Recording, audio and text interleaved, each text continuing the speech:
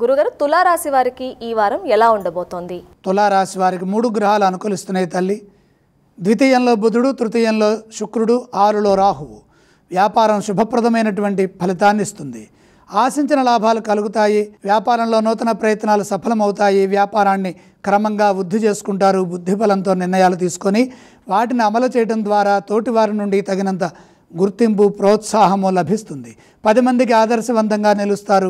మీ నుండి కొందరికి సహాయ సహకారాలు అందుతాయి. ఆర్థిక స్థితిగతులు వృద్ధి చెందుతాయి.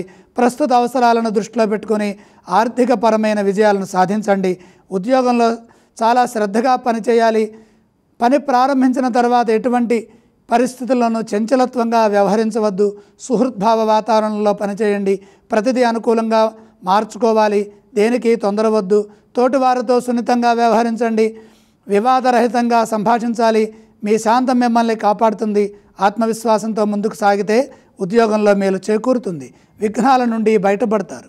ఈ రాశి వారు ఏ స్తోత్రాన్ని పఠిస్తే మంచిది? తులారాశి వారు శివధ్యానం చేయడం చాలా మంచిది. తులారాశి వారు ఏ ఆలయాన్ని సందర్శించాలి? శివ దర్శనం శక్తినిస్తుంది. తులారాశి వారు ఏ విధానం చేస్తే మంచిదంటారు? అష్టమంలో చంద్రుడున్నాడు. బియ్యం దానం చేయండి.